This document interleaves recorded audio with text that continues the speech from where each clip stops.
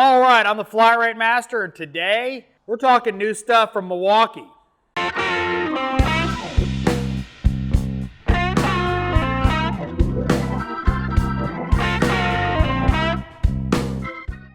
So today we're talking about the combo kit with the compact impact driver and hammer drill. It is 2598-22. Now, I've had these for a good bit. I've been using the snot out of these. So I've gotten a good impression of how they work, and I like them. Now, a couple things. Now, the impact driver is shorter than its predecessor and has 4 power levels instead of 2. A 1, a 2, a 3, and a screw level. Now, for what I use this primarily for is either using a magnetic nut driver attachment to put splash shields back on, or Torx bits, screwdriver bits for air boxes, and rotor screws is a great example. Now, I will tell you this. 3 is way too powerful for the bits. I put it on 3, thinking no big deal. Putting rotor screws back in on a Honda, it broke the bit like nothing. Like there was nothing even there. It just went stoink, gone. So, got some power here.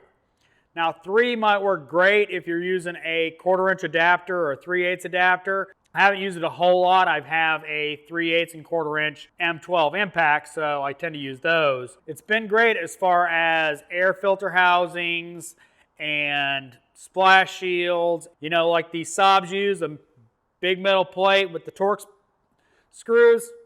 Took those out, no problem. My Matco would not do those. 9 times out of 10, they were too tight for it. Really happy with it. Nice thing about it is it's more compact, but has more power. Been a really good addition to the arsenal. Now, yes, by the way, Milwaukee sends me these tools.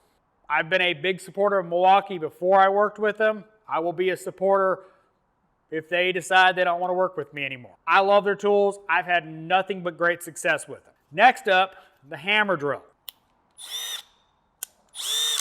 2 speeds, a adjustable clutch, 1 to 16, and then you've got a screw position and a hammer position. Primarily what I use this for is using that.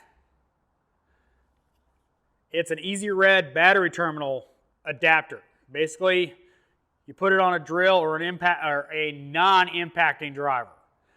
Don't put it on an impacting driver because it'll break.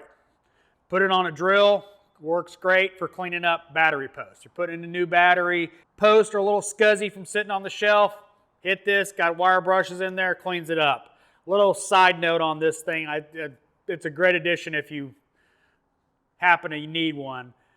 But that's primarily what stays on this is I grab it. It normally sits up here on top of the orange little box and clean the posts, and then I take a regular brush and clean the terminal. Basically, when I'm putting a battery in, I want it as clean as possible, good enough contact. Drilling does great. My Matco guy used the snot out of it drilling out rivets. Always nice seeing the Matco guy grabbing a Milwaukee instead of a Matco tool. Been funnier if it was Snap-on, but I don't have much Snap-on electric stuff, so been a great tool for me. I have no complaints. I mean, I'd like to sit here and go, oh, well, I've got this complaint.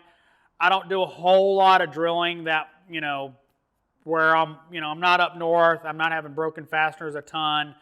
So I haven't drilled a whole lot with it, but on the stuff I have done, it's done great. Battery life is okay. It's not great. It's not horrible.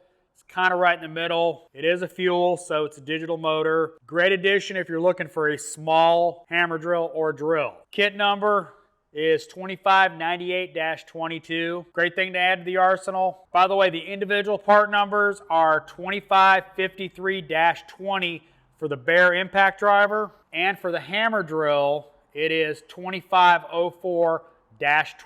If you have already invested in the Milwaukee battery system, these are great additions to the arsenal. If you like this video, give me a thumbs up. If you want to see more videos like this, subscribe. Make sure and hit that bell notification so you get notified when I put out a new video. If you didn't like the video, give me a thumbs down. Comments are always appreciated. And as always, thanks for watching. I am the Flat Rate Master.